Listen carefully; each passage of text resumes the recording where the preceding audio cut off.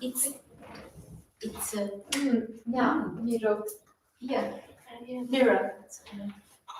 Thank you very much. Yeah. Oh, yeah. Yeah. Yes.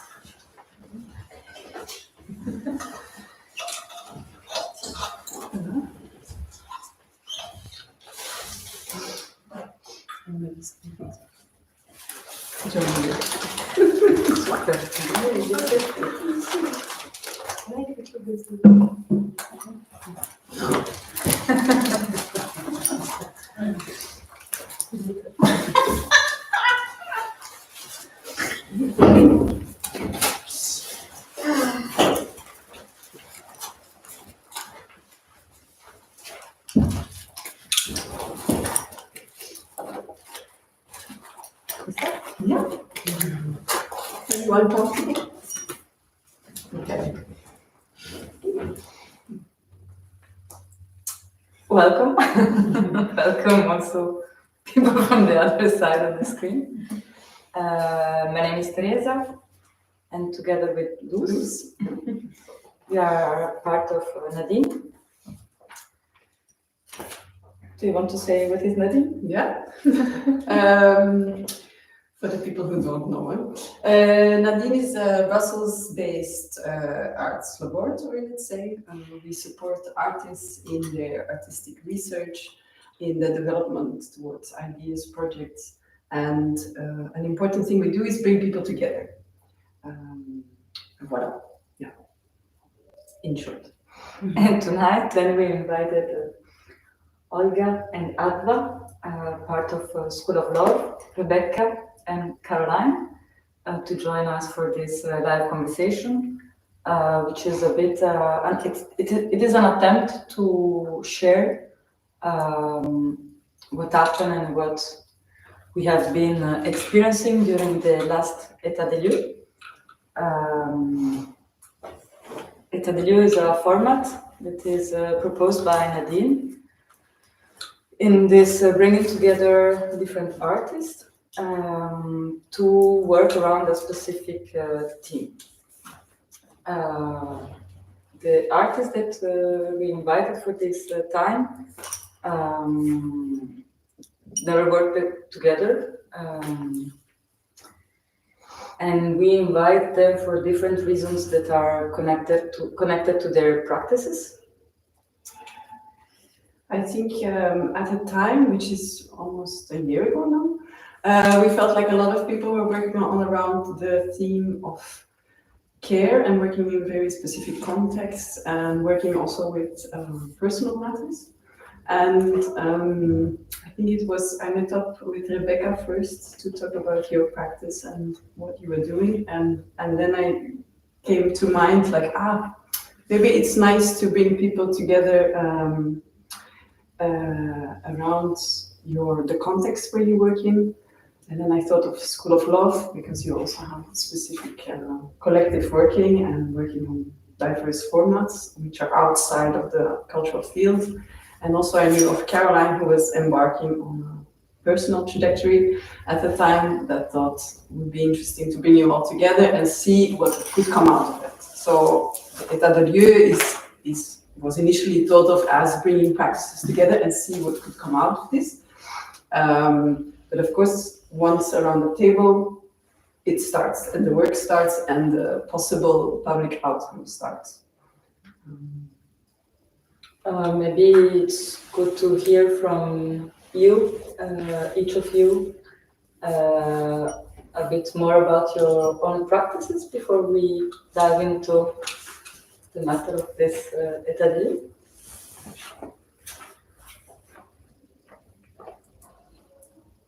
Okay. because we are two from a collective, and So I'm Olga Bientz. I'm part of the collective School of Love as Adva. We are 6 members, and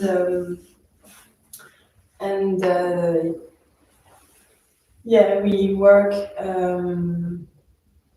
around the topic of love, and for us, love is a practice.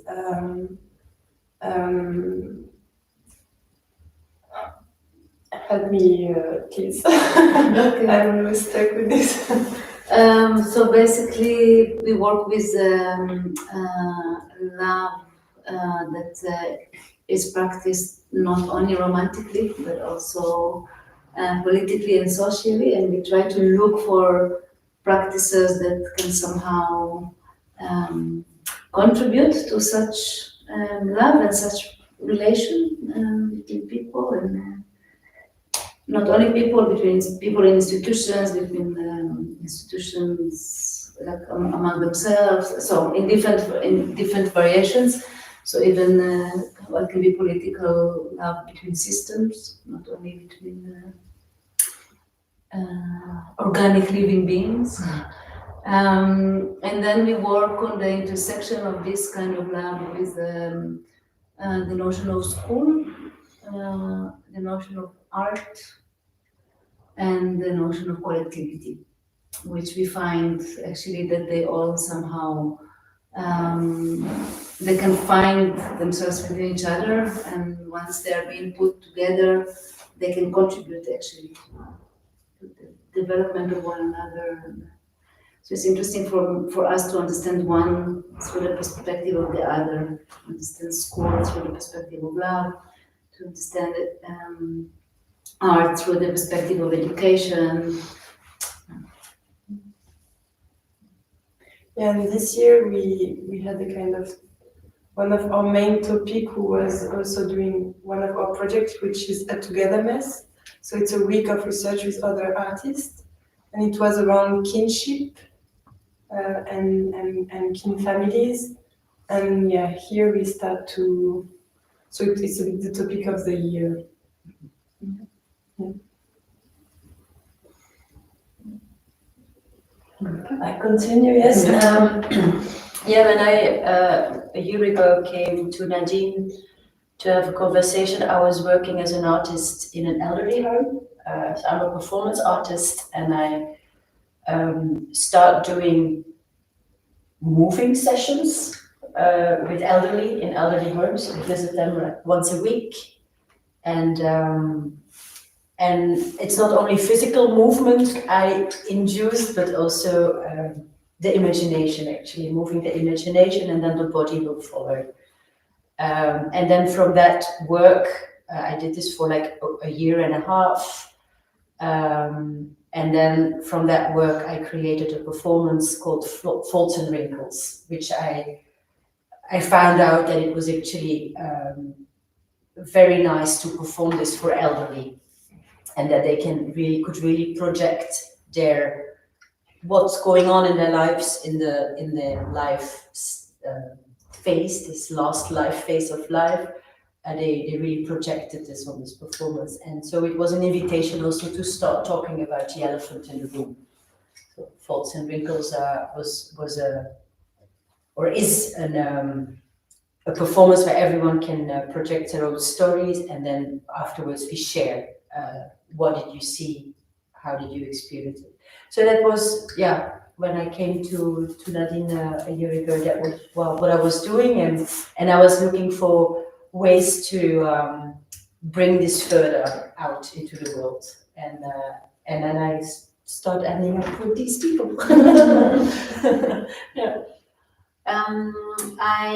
My trajectory in the last couple of years has been quite a personal story, which I didn't quite know how to relate to my artistic work, but it does in some way, in the way that I think I lent heavily on how I process things, how I gather materials through looking after my brother and trying to make sense of care within a corporation, a global corporation context, which is such an oxymoron, which is impossible.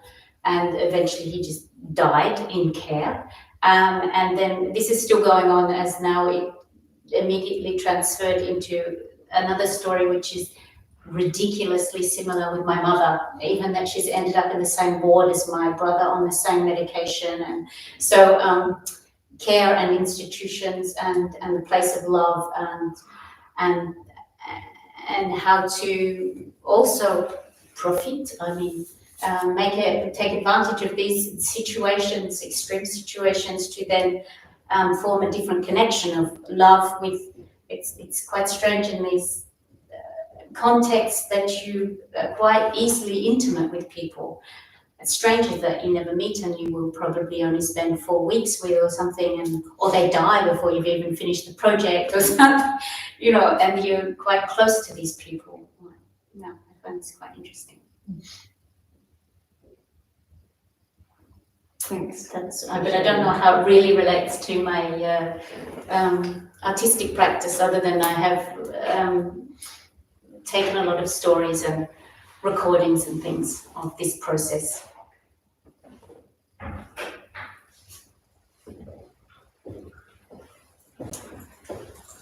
Yeah,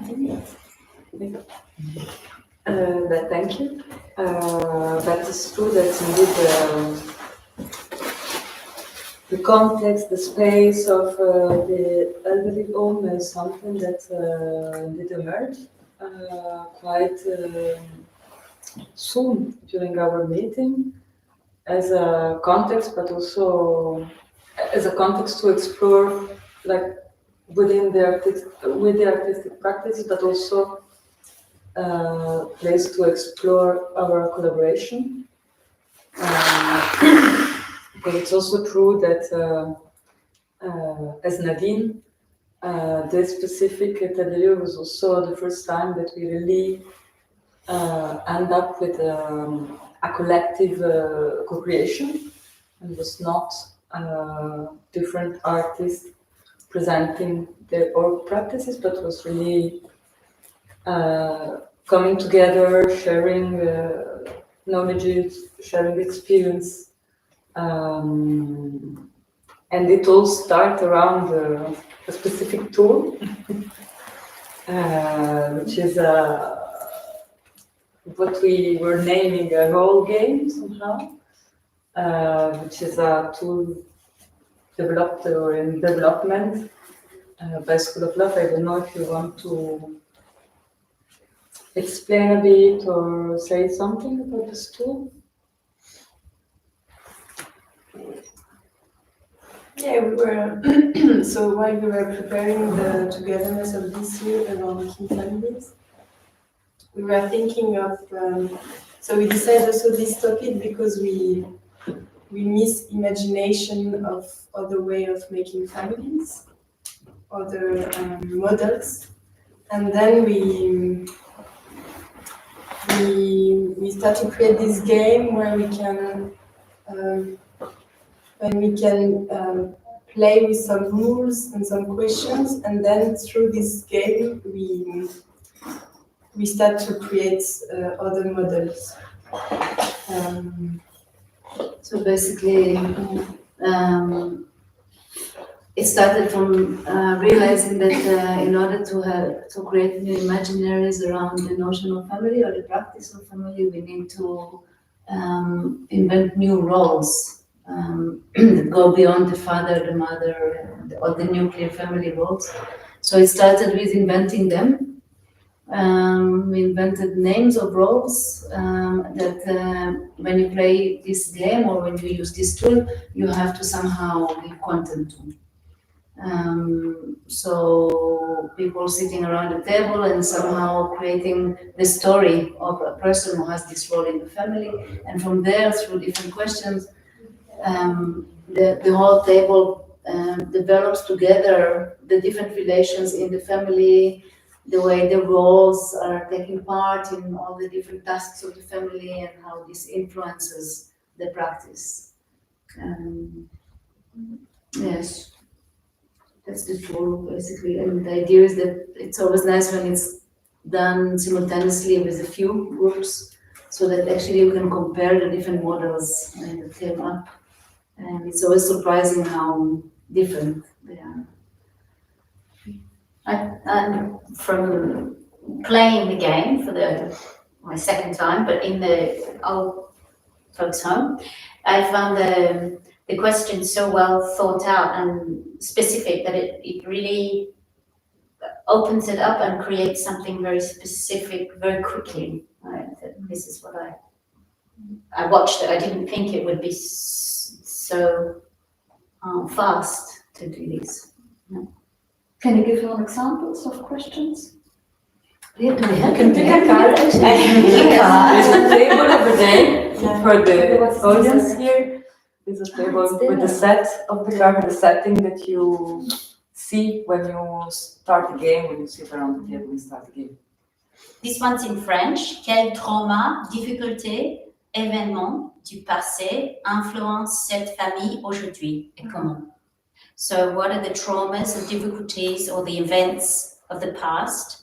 How has that influenced this family today?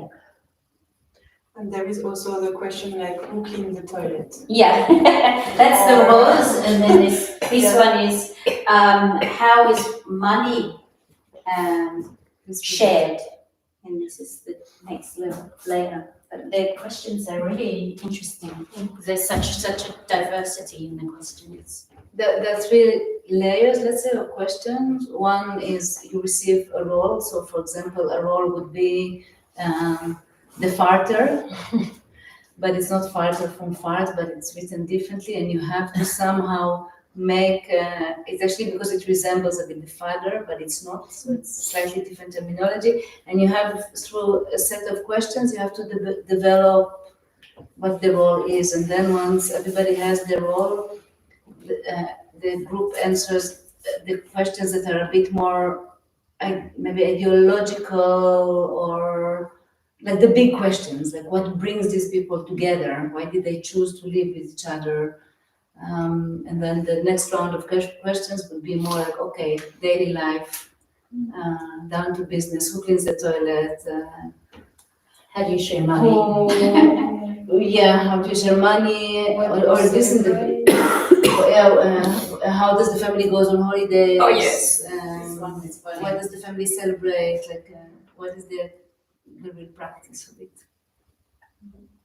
I remember that when we decided that the game would be an element that we wanted to bring in this Etat de Lieux, and also the context where we would do it was also decided on, that we did this test game amongst ourselves, and then to see, okay, and now we'll have to translate this for our new audience, let's say, and that this was quite a step in the, where your experience working in that context really. Yeah, from what I remember, I think I even pushed it a little bit, like let's do it in an elderly home, because I remember from my work in an elderly home how much it affected me as an artist, like in how do I speak, to slow down, to adapt my vocabulary, make things as simple as possible that are for us maybe evident and normal, that is for an older generation not. So it was an invitation actually to question the whole game again and how to adapt it to this group of people, but also the context. I think it was an invitation also, first to question, but also maybe to strip it down if it was necessary. I mean, it became related to this context. Many interesting questions came out. No? Like, I remember one of the things I remember was the discussion of the roles. No, should we make them male, female, or neutral? Which is something that is for an older generation. I mean, they don't care so much. No, there is two. There is not so many options. So there was this discussion of do we need to explain this, and is it necessary? And that's one thing that comes up now. But there were others, just making the cards bigger, no, so that they could read it better. Yeah, and simplifying the questions. Yes, that's also something we did. Yeah. And make sculpting something. Yeah. Sculpting a character or a translation or an image of your character. And then we also find out when we did a test case in the elderly home that it would be necessary to create duos work in pairs, because it was very difficult to to bring people into imagination. It was more fluent when it could come out of a dialogue with someone you're sitting next to, and then ping pong around between two people, and then even someone who already knows a game or can just pull a little bit of imagination out. Yeah, I think also the practice of role play. We talked about the fact that it's something that belongs to younger generations, that they practice it much more, and how to explain what a role play is for people who were not used to play these practices. And indeed, it was one of the challenges. At least in my case, like the people I worked with, whenever there was a question, they answered from their own life experience. Yeah. And we had to keep reminding them, no, it's actually the life of this role. It's not your life. We are inventing. And I think it's to do somehow with not being so used to this logic. Produce a new. It's not even a character. It's a role. Yeah. So how to somehow deal with the gap of generations, also in somehow understanding how to approach it, the game and the questions. I think the tryout game was really helpful. Like to first, so we found an elderly home that is Saphir, that's located in Etat. Amazing people who were really welcoming us on the trajectory and also on the experiment. Like they were open to us. And then the tryout was first time with people working there, and so one person stayed. And I remember there it really clicked, like, okay, we're gonna do this here and with this audience, and the specificities of that context really came into it. Yeah, and it also made sense because for a lot of people, moving into an elderly home also means dealing with new families in your life, new people in your life, caretakers, the people you live with in the elderly home, so they become family, although they wouldn't name it like that. No? And then the relationship with your biological family also changes when you go to an elderly home. So there is a lot going on the topic of family when you start living in an elderly home, and so it really makes sense to do it there. And I think it was worth doing it. And it was a bit of pity that although Saphir is a bit known as an elderly home where families are very much embraced and also really part of the caretaking, we didn't succeed in having family members of the people living in the elderly home, their family members were invited as well, and unfortunately was not able to get them there and let them participate. But there were caretakers and many social workers, and there was us.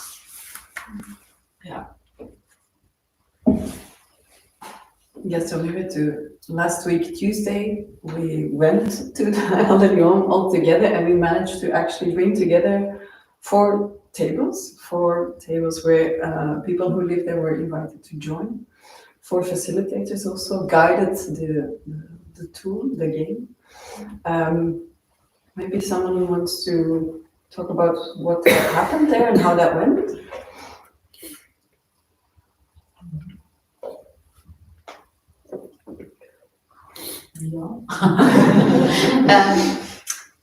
At my table, because I was with Ishai, who is part of School of Love, so that was very helpful because he knew the game very well as well. But then there was a woman who was a worker there, supporting one of the residents, and a nurse, a couple of nurses, so it was very mixed, and yeah, it was interesting to explain the game, and I was so amazed that it was happening and unfolding without actually realizing it was happening and unfolding, and it wasn't until these, it set the groundwork, and then these questions came up that then, as you answer the questions in your couple and then you give it out, you go, oh my gosh, but yes, you are my mother. Oh, you are my mother. And you are, oh my God. And what people gave back to you was quite interesting, because one woman who was a worker, just in the meditation, because it begins with a meditation, and then we posed the question, what is family for you? And even then she was starting to cry, but she's working there and she's crying and going, oh, this is so hard, this is so difficult. Yeah, I'm remembering mine, and it's difficult. And it's quite intense, but she was very also happy, but surprised at how touched she was. I don't think it was traumatic for her, but she was just opened. This just opened her, and her character was like a 6-month-old baby that lived at Saphir. And this was fantastic. She said, oh, but is that wrong? Like, she was too worried about, oh no, I've made the wrong choice. No, it's great. No. That was one of my memories, strong memories from it.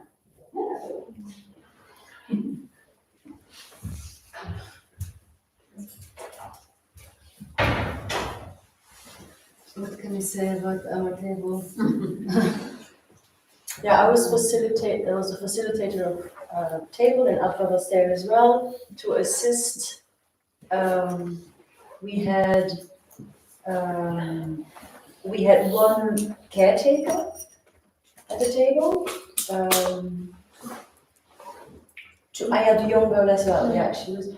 Yeah, and then we had a woman at the table who was nearly deaf, so she was not able to really understand what we were talking about, but she could read, and so we could let her read the questions, and then by writing we could kind of have a conversation with her. And then we had 3 ladies and 2 men, a man in a wheelchair. Yeah. Mm-hmm. Mm-hmm. And I think what was interesting in our table is that when we so the roles were created, people had imagined their role, and then first question was straight to the point. Maybe the most difficult question that's in it was, what is the trauma that this family is experienced, or so on. And it was interesting, we had immediately this question because it right from the beginning, we set the basics of the family story, actually. And as there were 2 men in the roles. There were 2 older men, and they were a couple. So that what happened in the family was, in the imagined family, was that there was a divorce.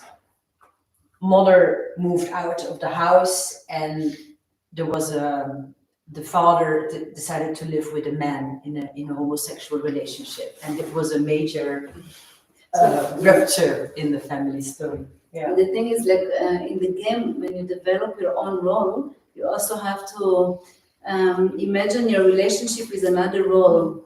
But you do this before you know what are the characteristics that are assigned to that role by someone else. So you don't even know the gender, or so it was actually by coincidence that that there was a man who one of the roles was a man, and he decided that he developed a romantic relationship with another role, and then we happened to realize that there are 2 men.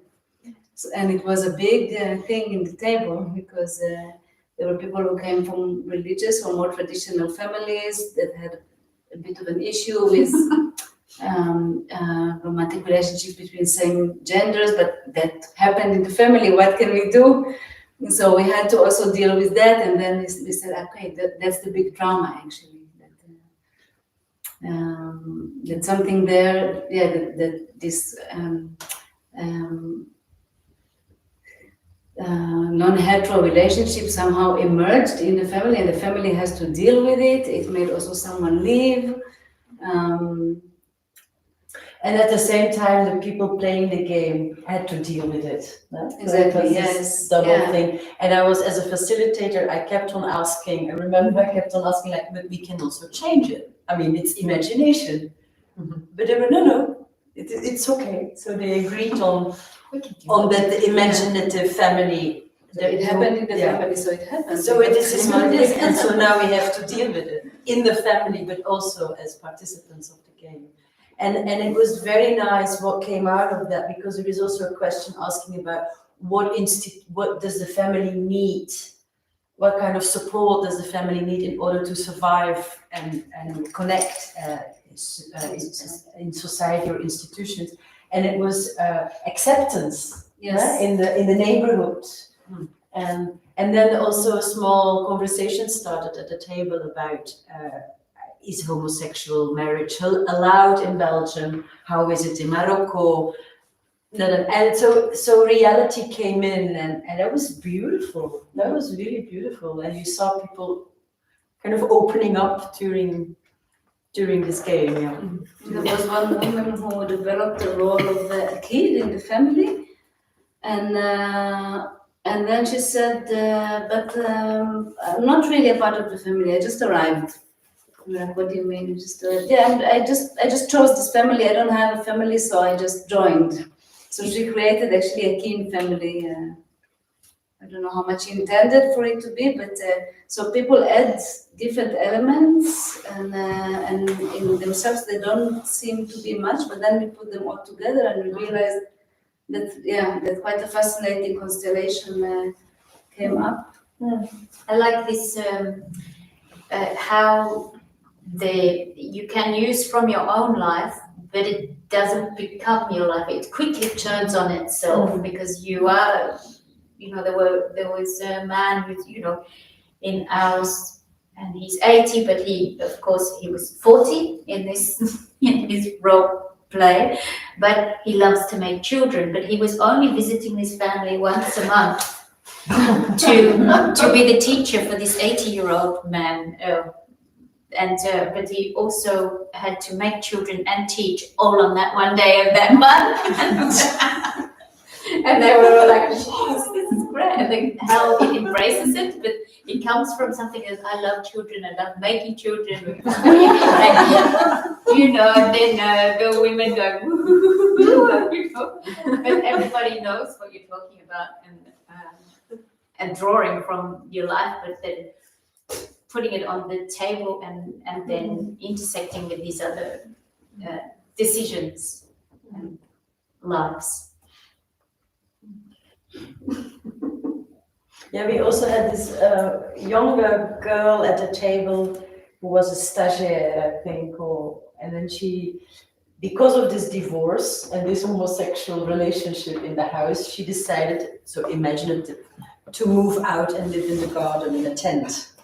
And she just said, I don't want to deal with this. I'm out of the family. And so she was the rebellious one. She gave herself the role of a rebellious younger daughter. And I was not able to ask her, but I always, during the game, I had the feeling that this is what she imagined for herself. Being rebellious and making decisions for herself. And and then during the game, like, we ended actually up that this girl was able to go back into the house and have a relationship with the boyfriend of the father. The imaginative story, because they found themselves in cooking, like in the daily life tasks. They had both a passion for cooking, and so they were making food together, and that's how they got closer. So yeah, really beautiful how personal stories, personal desires kind of meld. interfere with it. No. And this one man that he was with we were in a duo, and his character was 80, but it was imaginative because he was 85 and and it was interesting. Because he came up with my role with the family is to cultivate love. I know, okay, and what does that look like? Well, I'm there every meal, we eat together. So these are really interesting questions. The answers are surprising. They're quite close to their life. That was your family, Olga.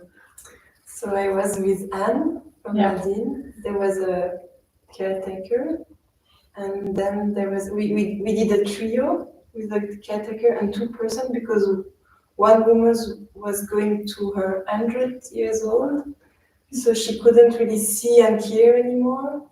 And there was another guy, not so, but he also couldn't really hear very well. So they made a trio, and then there was another binôme, and I was with an old man who couldn't really participate, but was happy to be here. So he was just happy to be with us. And that's it. I was always trying to see if it was okay for him, and sometimes he was just going somewhere else, and sometimes he was here.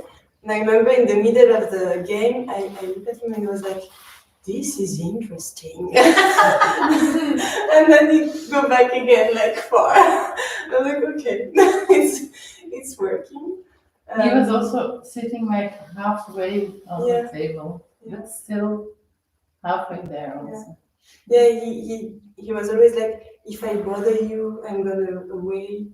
Like, yeah, he was, yeah. Yeah, he was mixing, I think, the time, and but very kind. And what can I say? Yeah, when we didn't grab the question of trauma very fast, but when we grab it, it was like, I thought, oh, it's one of the biggest questions.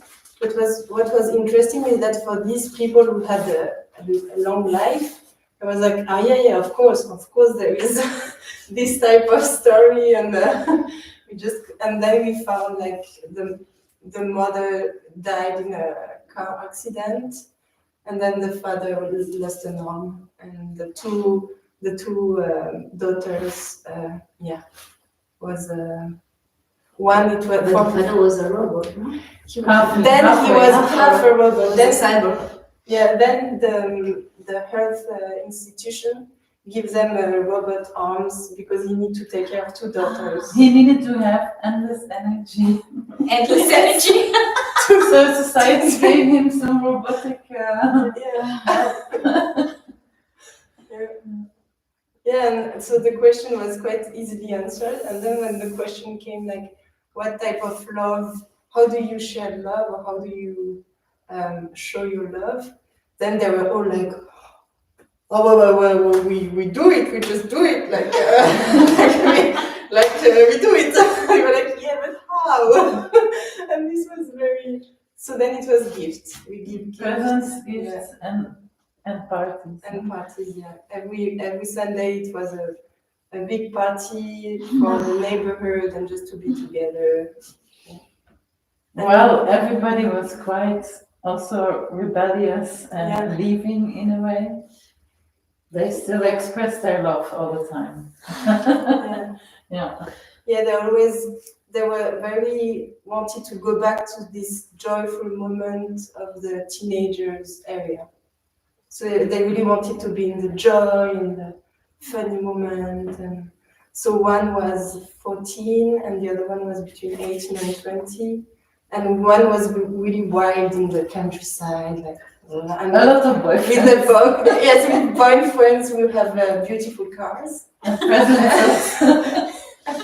And the other one was, well, she was a bit sad because of the mom, the death of the mother. But then she stayed in the bedroom, and she was really connected to the social Media. media, and she will become a pop star in the future. So And what were your characters? Because now we're talking all about the characters of others, and I'm thinking, because we're sitting around the table, what were your characters? Oh, I was with the We were man. attached, Yeah. so we were We were in tandem. Bientz. Okay, so you were part of that character. Yes. We developed, I mean, it's indeed different than the way we played it until like in other contexts, because here we realized that we need to animate it really personally with someone. So we try to let the people from the elderly house somehow lead the thing, so that we use mainly their ideas.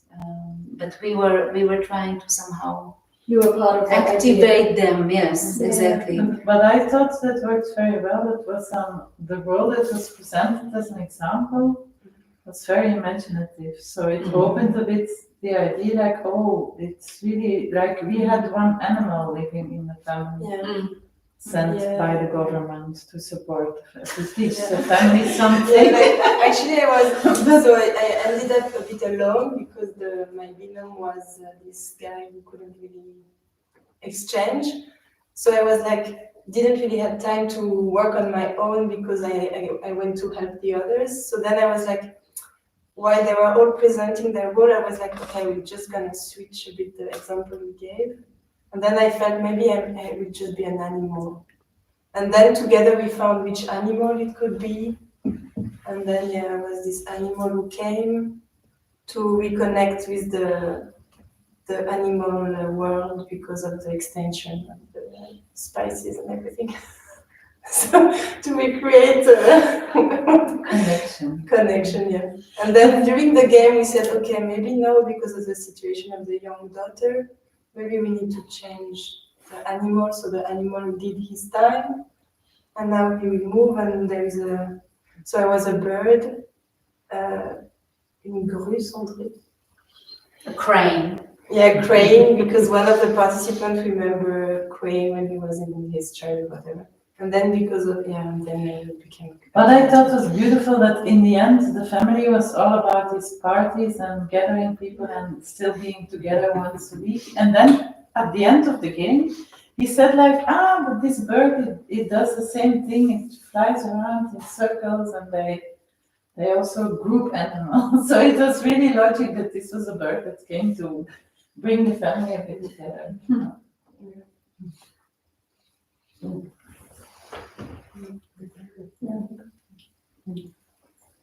You had also I also facilitated a table. We didn't have animals.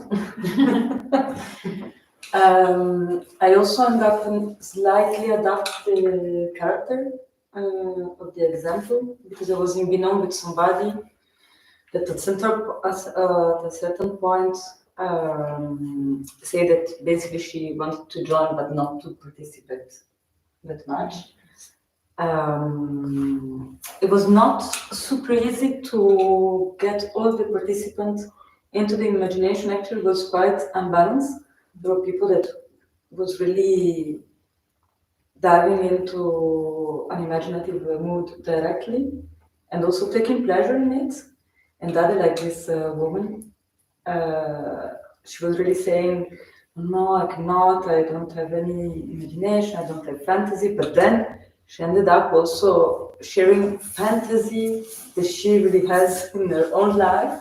So when we were saying, immediately it became super intimate with a stranger because there's this secret about the fantasy that is shared. There was also a person who wasn't really able to hear, so somehow she was also going back and forward. It was super beautiful because she came with a friend of hers who was also living in the house. And there was this relationship also between them.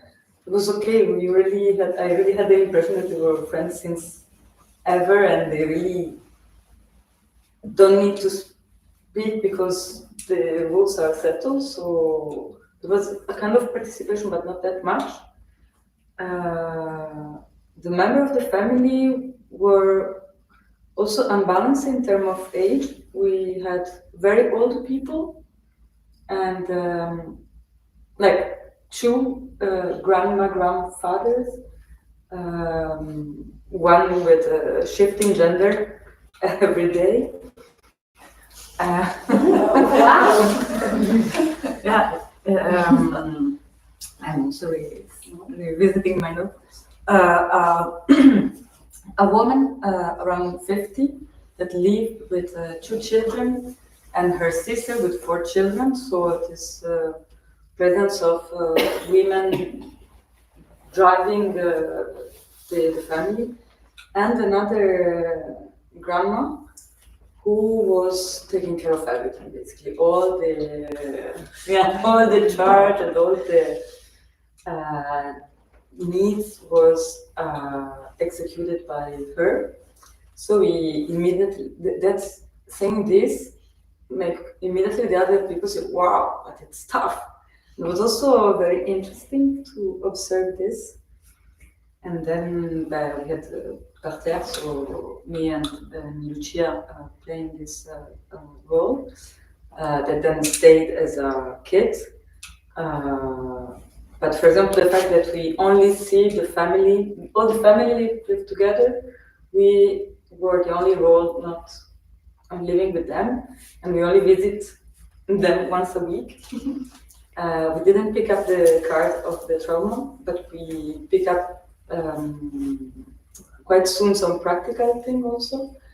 And for example, all the question who clean the toilet, and we say, okay, but then it's you because you're not doing anything. So you came and you cleaned the toilet, and we were like, okay. That was quite, there was anyway an attempt to redistribute this care workload that was posed on only one person. The other grandparents or grandmother that's shifting gender. It's a very old one, really like the old person living in a big house or welcoming all the family with a huge collection of vinyl. So the role of this person was also putting music to make people also comfortable or to enjoy.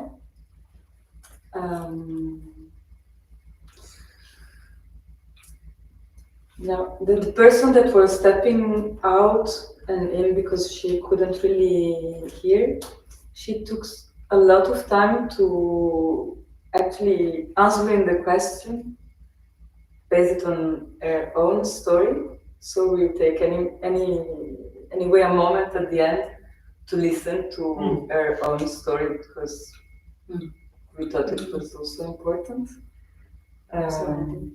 Yeah, I think that was part of it. At the end, then you actually talk. It opens a lot to talk about your own life story. Really, we had that around the table as well. Yeah, this in and out reality, imagination was quite present at my table. Maybe the moment of tea and cookies at the end. Yeah, exactly. Also Yeah. then Yeah. opened up again these conversations. We also had then this mother with taking care of so many kids. She had a pink Ferrari. This was also an element that came like, okay, disrupting completely. And then at some point we were looking, asking ourselves if a Ferrari can have this thing underneath in order to put a mark, in order to be able to bring all the family somewhere else. So we needed to maybe think about another kind of car. Pimping the Ferrari. Pimp the Ferrari to make a family car. Yeah.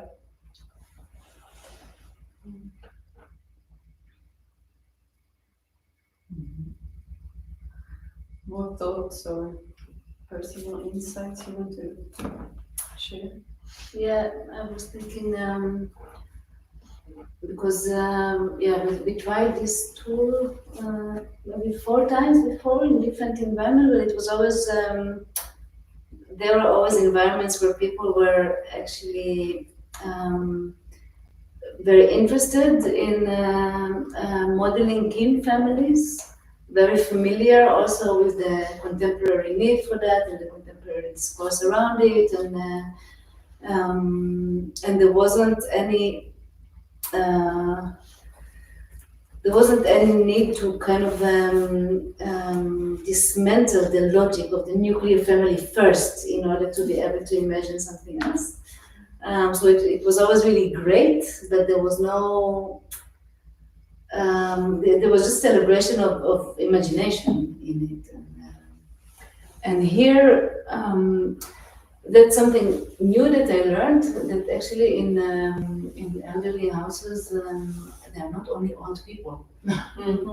There are many young people who, but really young. I think there was one in his 30s or in our table, I think someone my age maybe, who have chronic diseases or serious diseases, and their family either is not able to take care of them or is not interested to take care of them. And the one in our table said, yeah, I didn't get along with my family. So no one wanted to take care of me at the end, and I ended up here. So there are the issues of family. I mean, it's people who really had to experience being detached from their family and entering a completely different situation. So that's one thing. It's very different to work with these things on the idea of what other models can we think of for families than just with people who are actually also younger and still projecting towards what could be possible. And the other thing is that, I think mainly because of the age, it's people who didn't take so much part in questioning the traditional family models. I think it's something that we do more today in our environments. So through them, it was also, there were things that sometimes that belong to the nuclear family that sometimes they made me feel like, yeah, but why am I insisting to break it? Whereas with the company of others, it's like, yeah, of course we break it, we think new things, and we create the key revolution, and with them many things were like, no, but it's why? Like what? Yeah. Because we were thinking a lot, it's kind of clear what it can bring to them if we come up with such a game. But actually also for us, there was something very special in that. It's like to rethink the rethinking of family. Yeah, it's interesting. On our table, somebody came halfway through the game. A woman, a social worker who comes to support people who are under the age of 65 in the home. And she was like, afterwards, she was, oh my gosh, what a great experience I just had. And she was interested in this as well, what we were talking about in relationships and family relationships, especially I think because she supports people that, like you say, are still so young, but not being able to live with their family. Or we have someone with Down syndrome at the table. It's not necessarily old incapacitated, but with a disability, quite young.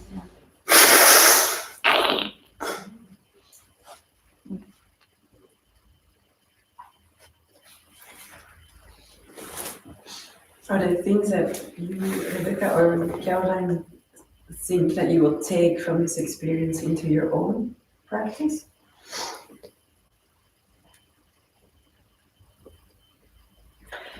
Yeah, I find it actually inspiring to see that this game that opens up conversation, that this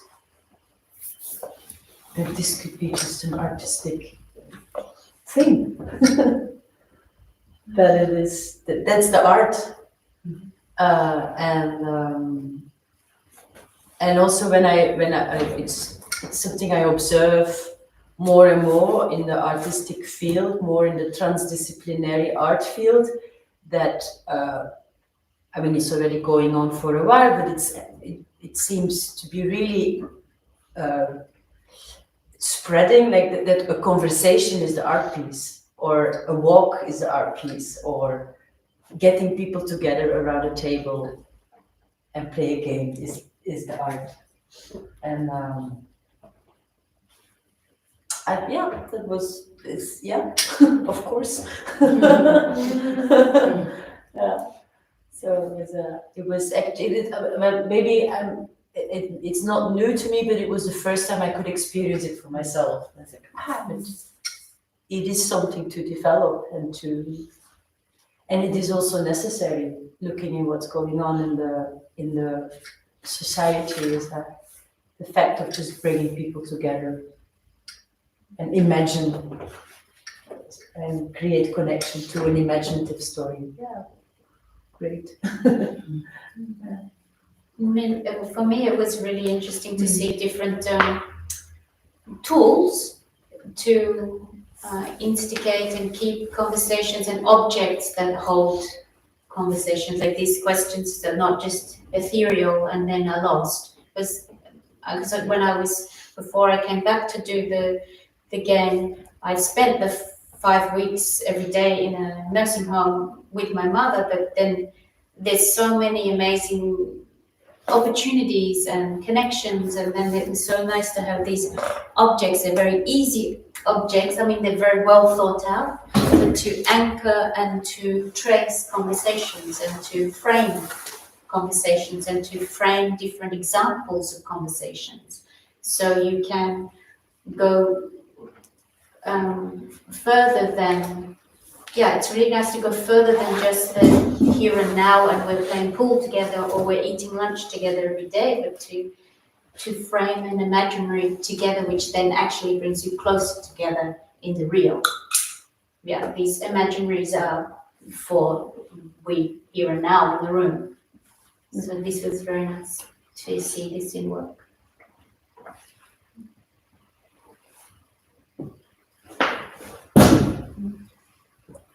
Maybe there's something Olga.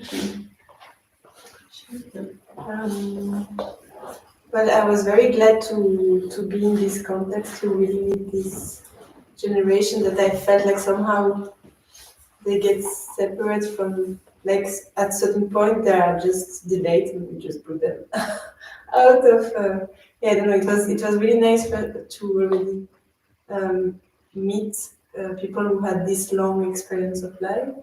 And yeah, I really want to continue to work on this game, like to develop it and to really make it, we really couldn't quit form at the end, like really like that. And maybe also try other environment,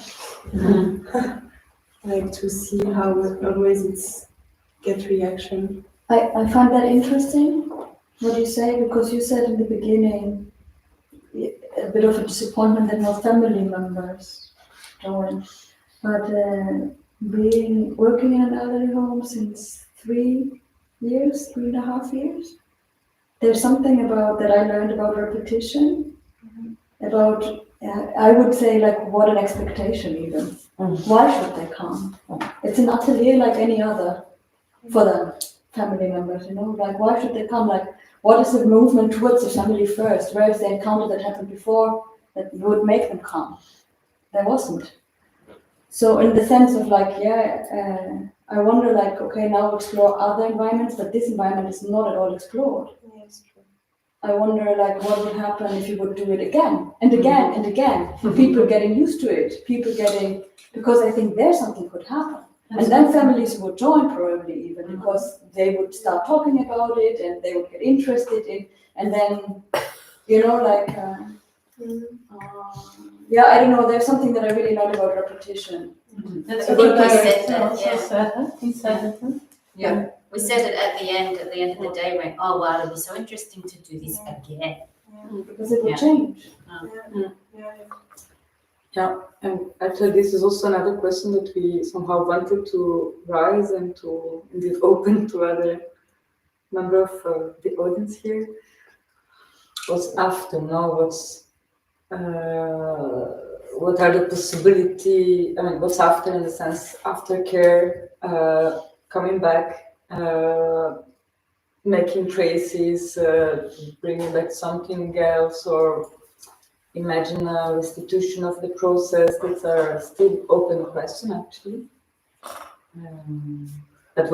It's also a question that we wanted to raise tonight, and maybe indeed share with other people that has also other experience with contexts like elderly home or working with people more in the old age. Can you repeat your question? Confused question for me.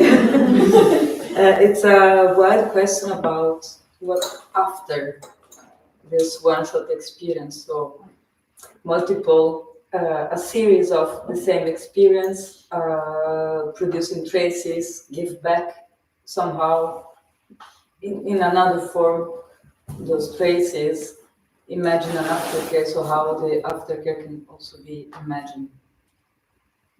Because when we were sitting around preparing, I went, oh, it'd be interesting to have the live conversation in Saphir. I would think would be very logic. Yeah.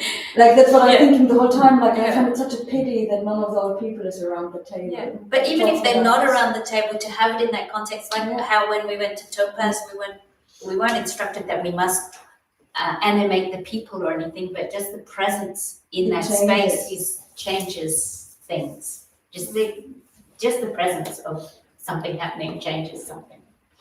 Yeah. It's Yeah, I also think that a multitude maybe of different traces is because maybe someone will not sit and take the headphones and listen, but maybe somebody else will read one story of the family that was there. Yeah. Maybe. Yeah. But what is Photos. Yeah, I don't know little what statue. Yeah. And and I think going back makes sense to me as well. What happens if somebody is for the 10th time joining that atelier? Yeah. What is that? And would they then have the game on hand there? Would there be people that could be facilitators that are workers there, and so no longer there, or we drop in now and again to play the game with someone?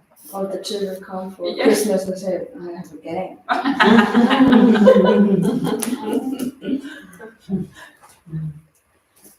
But that's maybe also a question for School of Love. What What is the game? The ambition with the game? I mean, it's a bit difficult to talk about ambition because it was never intended as a public thing. It was an internal tool in the process that we did with people who shared the process with us. And then we did something semi-public with it, and we realized, actually it can be something that we offer also to the outside world. And soon after we started to discuss. So it's really a beta version of something that might become a real kind of product that will then be communicated to the outside. And for now, we're just there was an opportunity, so we tried something out. But it feels like we would be happy to do more of that. But it's not a game that was, or a tool, we don't even know what to call it.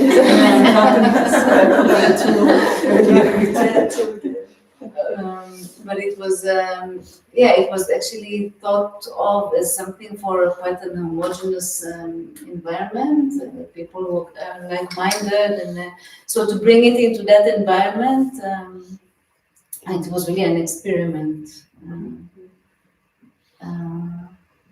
And I don't know, yeah, maybe it would be interesting to create a version that can continue visiting this kind of specific context of elderly houses, but then it needs a lot more experiences, experiments, and further thinking.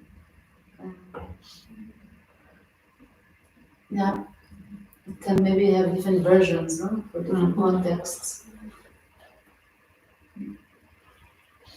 But it was also quite a process to go through to make that happen. So it wasn't. That's not oh yeah, let's just do that. No, it's very okay. Where do we go? Have a conversation, try it out, and in close collaboration. I thought with people who are working in the elderly home. So yeah, also something. It's a big thing. Yeah. It's not so obvious, no? To just say, okay, we want to do it, and we go and do it, and take some steps, and then,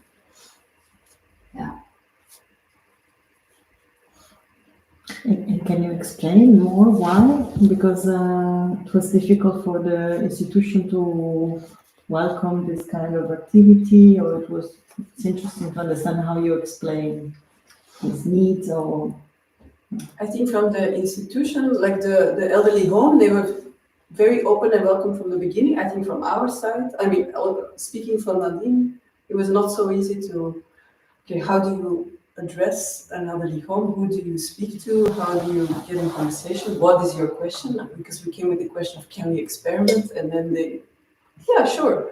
Okay. Wait, I go back to the group.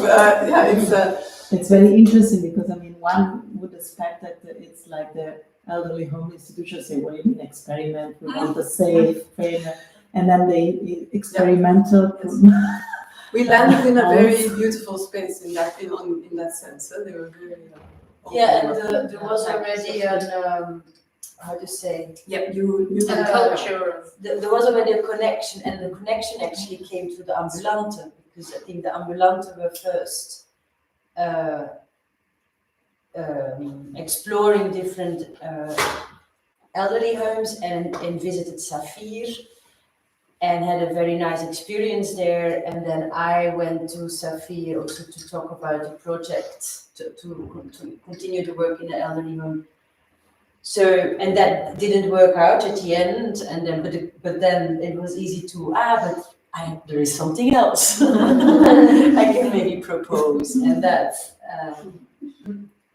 so before you came, there were already some artists who cleared the path, because it's not in every elderly home like that. No.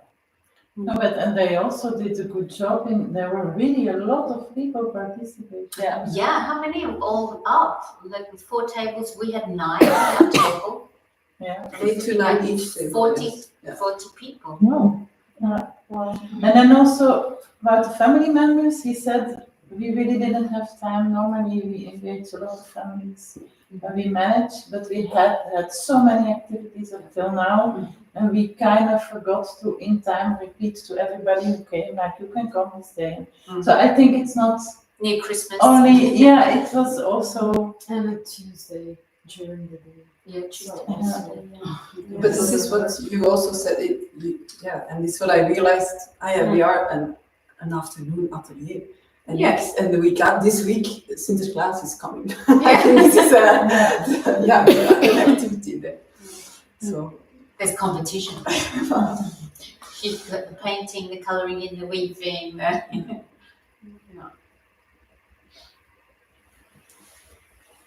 It happened this week. Last week. Oh, And I also like the diversity of the people around there. It's surprising,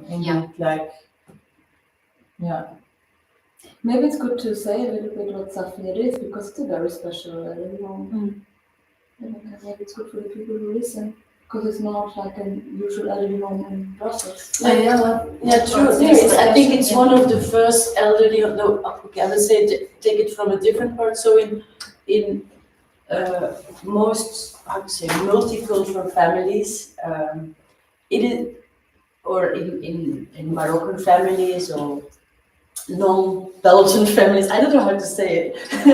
It is not usual to bring your parents into an elderly home. So there is this tradition of taking care of your older family members. But then now it is starting to change in Brussels, like more and more in African families or Moroccan families, the idea about it is changing.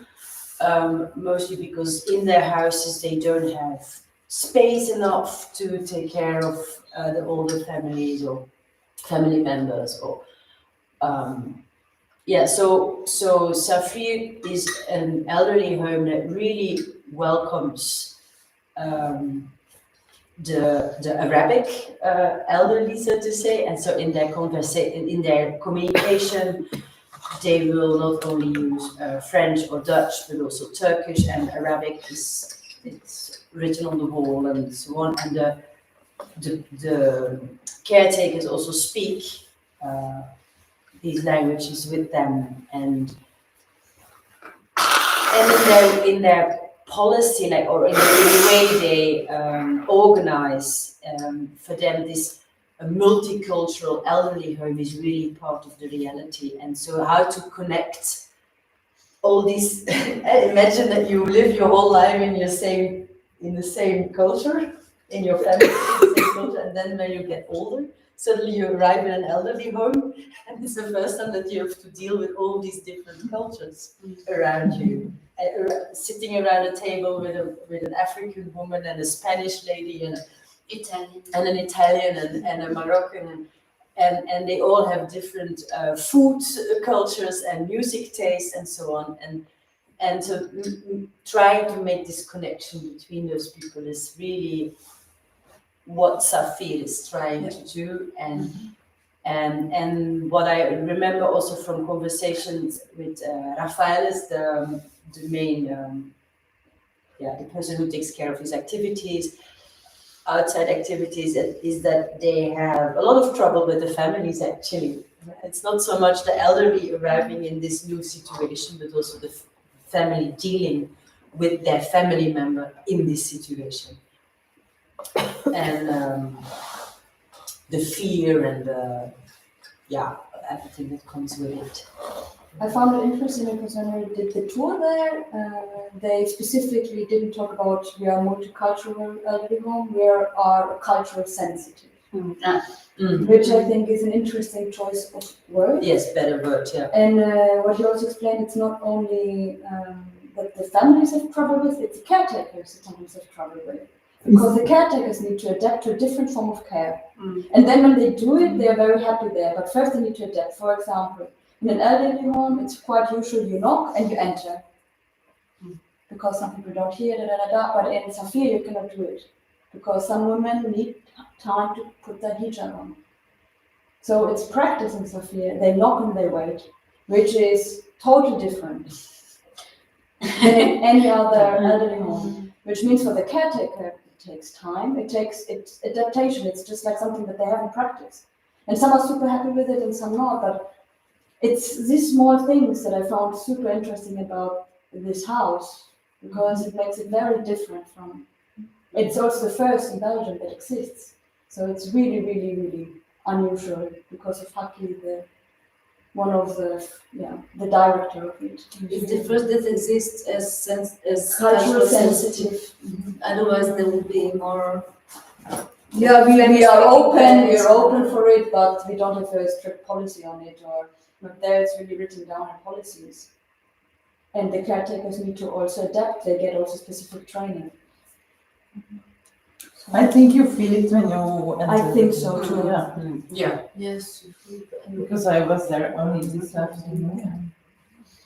You feel Already it? with the pictures, when you come in, you see pictures on the wall from. Migration history of Belgium. Yeah, migration history on the wall.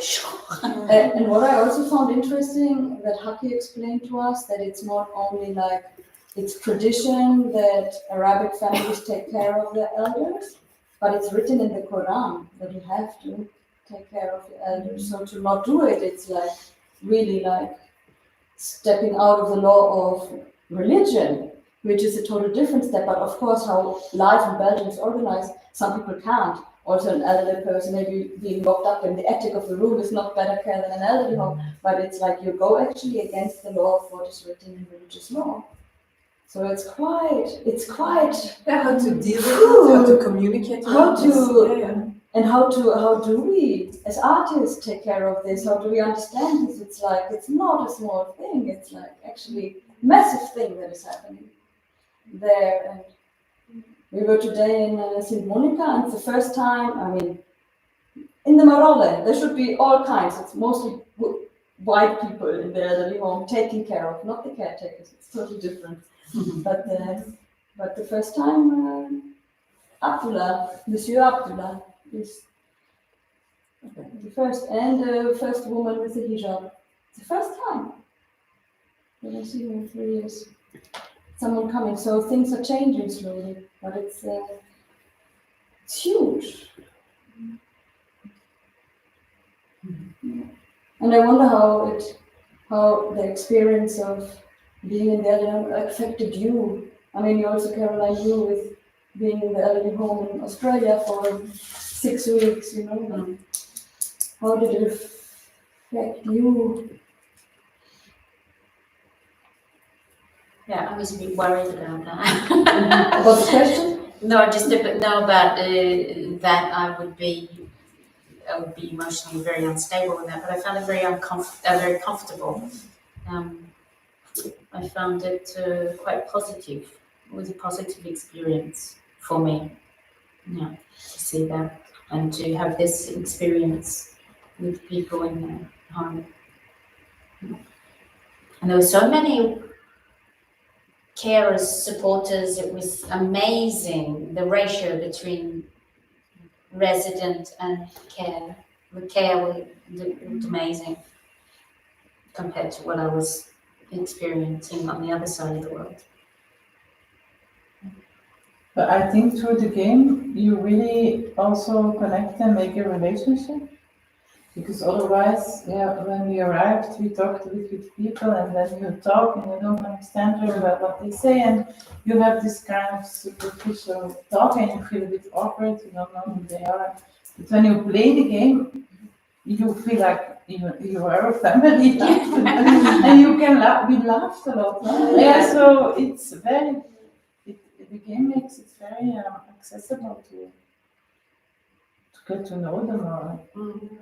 And in those contexts, it really slip into you. It's like being back at school, you know, when you have, so and so sits there, and they always have the last word, and and this game sort of starts from scratch. You know, you can't enforce your usual power play on people around the table of what you usually do. You know, so this was interesting as well in such a subtle way. I want to play now. Yeah. Well, it's here. Let's go. It's a pity we didn't put it there. And how long does it last again? With this? It was 2 hours. 2 hours. Yeah, normally it's a bit shorter, but yeah, an hour and a half, 2 hours. Hour and a half with tea. And cake. And biscuits.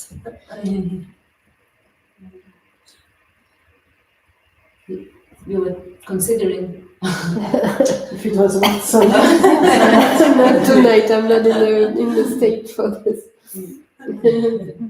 Are there any other questions? yeah. To be shared also. It's completely out of.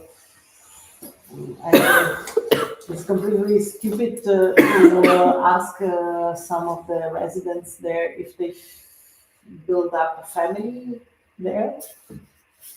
If it's a sort of a family, what they're living in the elderly home. Was it a question or? Yeah. Yes, definitely. For some of them, it is the family. They just said that's where we live. This is our home. Okay, home. And then if you ask about family, that's the family we have now. And there's very special Sometimes relationships. Yeah. Sorry to cut you off. You go. Sorry. It's okay. Yeah.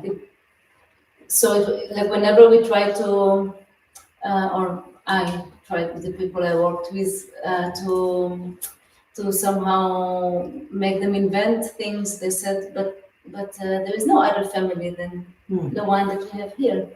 So, yeah, where do you live? I live here. Your role, but here, this is the reality. Yeah, so that came back a few times. It makes me think of a woman in an elderly home that I also once asked a similar question, but she said, "This is a family I ended up with. I didn't choose. And there's someone that screams all night, but I cannot do anything about it. He's just next to me. So I don't sleep. So I don't sleep. I don't sleep. Because that's the family I'm stuck with. But the idea of the family you don't choose. Yes, you know, like, yeah. which is Yeah, it's strange sometimes even, you know, but We don't choose. and but the caretakers, they say often, no, we are a family here. But I don't know how much they really mean it, but they say it. They use it a lot. In relation to what you said earlier, like that you that is so different from how you played the game before, maybe that's a key element that all these people already have imagined a family because they are there. And this is very radical, actually. What about the two going off in their wheelchairs? Have these very different couplings that happen. Relationships forming. I still wonder if it was the first time they did it, or they did it before. No, they do it No, every they did day. it every year. Yeah. Currently, they were doing it. They make a train and everything. Yeah, because there was this old woman had the wire in chair, but she couldn't move herself. She needs someone to come to take her, and sometimes she was waiting an hour that someone come to move her. So then there was another person who has also a chair, but an Electric. Yeah. So then they just start. Yeah. So he came and she took him, and then they just moved together into the elevator, and then he brought her at her place. Gives her a ride home.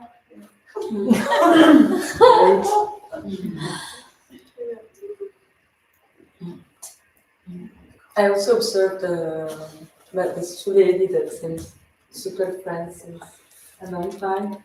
So the very old one, because she is 96, she cannot hear very well, but she is still in a good shape. The other one is on a wheelchair, and they are also going around the house together. And it was nice because I don't know, I mean, I didn't have the time to really understand if they really feel like family, but I could see few connection. And I also see that there was this other lady that joined like 10 months ago, the house, that somehow was connected to this other binôme, but still not knowing very well. But there was a possibility of develop a friendship. And at some point they told me, yeah, it was nice because it also gave us the possibility to connect with another point of entry. I mean, this is the feedback that I had. But yeah, of course, we spent 2 hours there. Yeah. But it's true that indeed their voices are a bit missing in this very moment. But maybe we can go and listen to them again.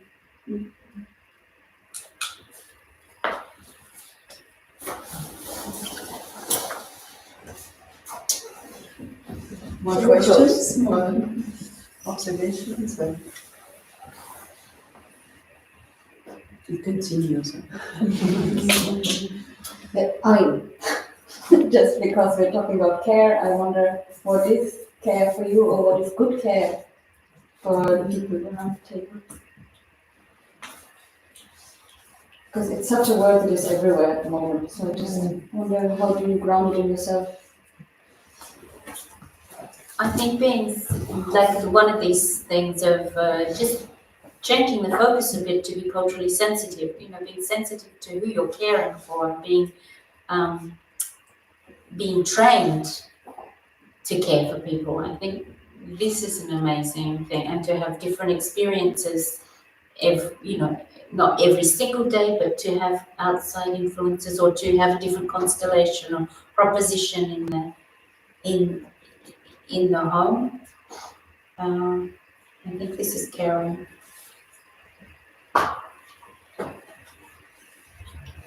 Do you mean in this practice or In general, our now. definition of care? Now, yeah, more. This is a question that I ask everyone I meet. Yeah, you asked me. You gave an Some years amazing ago. answer. Yeah, I was trying to remember what was it. I can tell you because we embroidered it on a thing that says good care is not knowing how to care. Actually. Good care sometimes means not knowing how to care. Yeah. So There is no formula. Yeah, I don't know what good care is either. Every day it's something else. It's not like it's more like I'm really curious how people think about it. It's really like more a curiosity.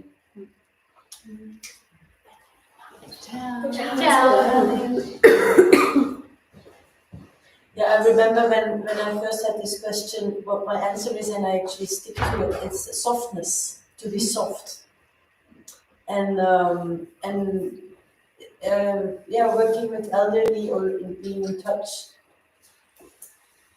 with them, it softens me. There is something that melts. Yeah, because of slowing down, because of choosing words, because of giving space for them to answer, or so, like all these things. It makes me melt.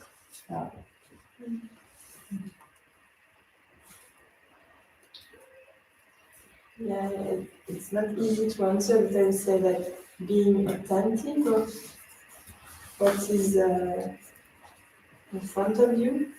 Like, for example, in this experience in the elderly home, I realized how every sense is, like even hearing, seeing, feeling the presence of the others is very specific for each of them, and it's really relevant from each person. So it was so many levels of, yeah.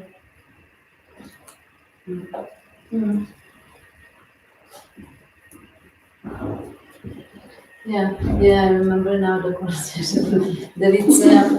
I think it's a lot about availability.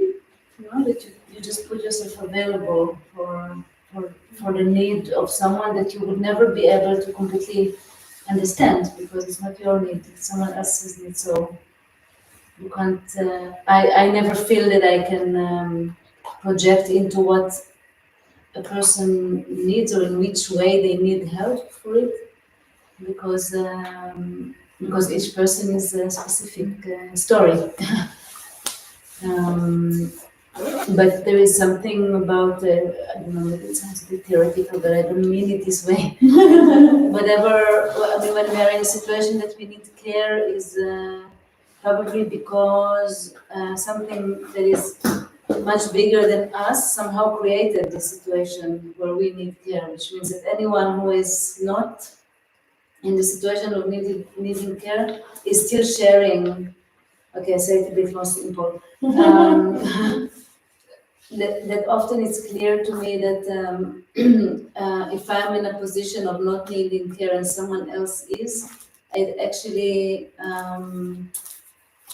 we are still both belonging to the same situation or even producing the same situation that made this person need care. So I'm implied in it. Mm-hmm. I'm not separate to it.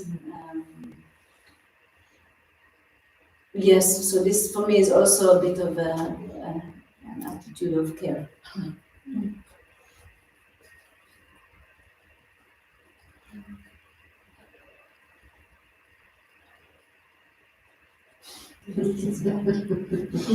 I also need to answer. You don't need to. For me, it's a very a vast question indeed. I don't know. It is good care.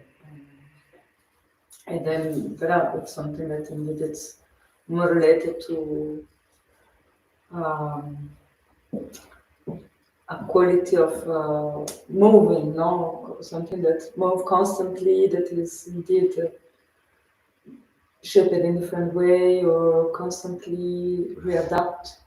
I mean, I can give like a quality to a matter more than a definition of good care in this moment. But yeah, I think it's to the something like this. For me, it's also related to what you say, like the being attentive in the moment and in the space where you are, and trying to listen, sense where the needs are, but that requires very much a presence. Like, and I thought there was a special context where I think we were all exhausted after 2 hours because we really required to be there. And we had to acknowledge this whole space, this whole context. We were as prepared as we could have been. It was a long process. And then in this small moment of time, I think that I felt, okay, yes, we cared for this moment. And then the whole week after, I think of, okay, and what does it mean now again? How is it going with it? But also, from my point of view, from Nadine, how are you all doing? Was this conversation enough? How do we continue it? Yeah. So it's kind of ongoing, I think. But, I think presence being present in the moment is really a key. I think so. Not always easy also. No, and not actually expected of you. Like when I was in Australia, if they'd done their tasks, then they were just on their phone, the carers. They're not present at all. And it's not caring. You're not doing anything there. Like, even just listening to someone or touching their hand is like, even if you could touch your hand and read your, do your own social media, it's great, but just to be sitting in a corner when you're finished washing somebody's ass and, this is not care. They're not present. Maybe also in the sense of how to care within the arts, which is not maybe necessarily a question, but there was something special in the way we worked with Nadine, because you didn't just bring us together and say, okay, we accompany you until you come up with an idea, but it was very clear that it's a shared venture, and that we don't always need to create a separation between the host and the artist, but it actually a lot can come out of really working together and not separating the roles. So we were just like we were a collective. But coming really from different roles within the arts that normally don't work creatively together. There is a level of care. Yeah. Being present. They were really present. Playing the game. Thank you.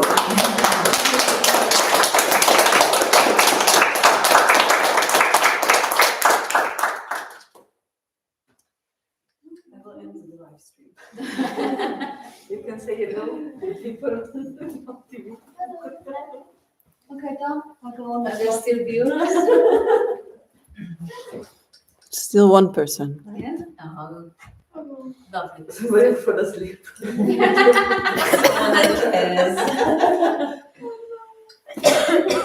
Your mom. No, my mom doesn't speak English.